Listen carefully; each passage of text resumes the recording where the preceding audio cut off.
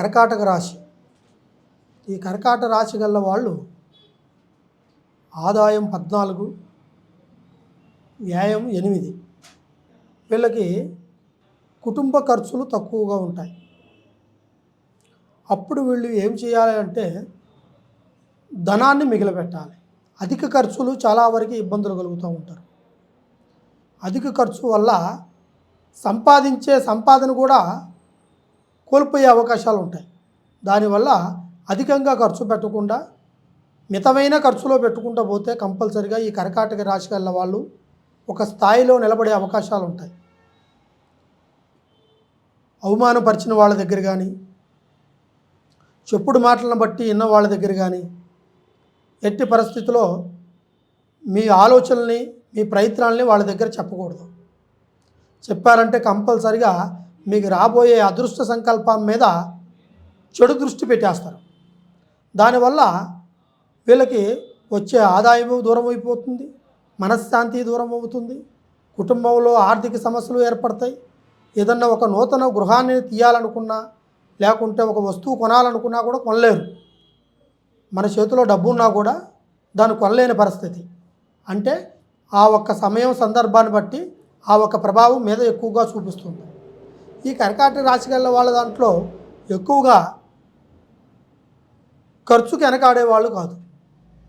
కొంతమంది మనకు డబ్బు సంపాదిస్తున్నాం కదా, రూపాయి నిలబెట్టుకునేది తర్వాత నిలబెట్టుకుంటాం, ఈరోజు ఖర్చు పెడతాం, రేపు వచ్చేది రేపు చూడొచ్చులే అనుకునే వాళ్ళు ఉంటారు కొంతమంది.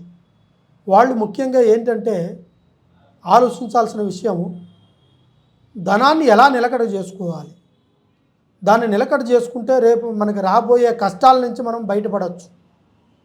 అలాగని ఈరోజు మనం ఖర్చు పెట్టేసి రేపు మనము అప్పు తీసుకుంటే ఆ అప్పుతో ఇంకొక రూపాయి అప్పు అవుతుంది. దాన్ని బట్టి ఇంకా ఆ అప్పు వల్ల ఇంకో తప్పు చేయాల్సి వస్తుంది. అట్లా నువ్వు చాలా వరకు ఇబ్బందులు పడే అవకాశాలు ఉన్నాయి.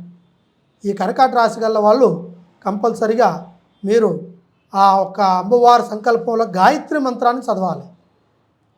రోజుకు 3 సార్లు ఉదయాన్నే శిరస్నానం చేసి ఒక 5 నిమిషాల గాయత్రి మంత్రాన్ని చదువుకుంటే కంపల్సరిగా మీకు మనశ్శాంతి, ఆలోచన ఏర్పడుతుంది. చెడు ఆలోచనలోంచి బయటకు వస్తారు.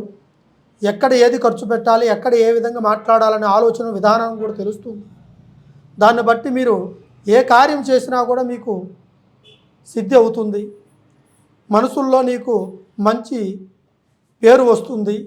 తర్వాత చేయాల్సిన వృత్తి ధర్మంలో జాబు పరంగా నీకు ఒక మంచి సంకల్పాన్ని సాధించుకుంటారు.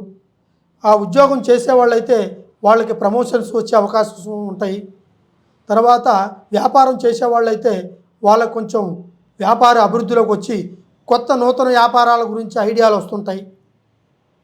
అదేవిధంగా వ్యవసాయస్తులు అయితే పంటని తక్కువలో వేసుకొని వాళ్ళు ఎక్కువగా లాభం పొందే అవకాశాలు కూడా ఉంటాయి.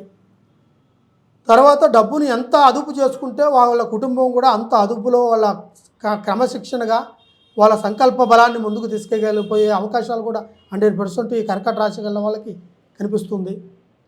కాకపోతే ఇప్పుడు కొద్ది రోజుల కాడ నుంచి కొంతమంది డబ్బుని లెక్క చేయకుండా ఉన్నదాని వల్ల నష్టము జరిగి, అవమానాలు జరిగి, బంధువుల దగ్గర ఇబ్బందులు పడి, డబ్బును పోగొట్టుకొని మానసికంగా బాధపడే వాళ్ళకి ఖచ్చితంగా మా యొక్క ఫోన్ నెంబర్ ద్వారాగా మమ్మల్ని సంప్రదిస్తే దానికి సంబంధించిన సంకల్ప బలం మేము చెప్పి మీకు పరిష్కారం చెప్పగలుగుతాం, చేయగలుగుతాం.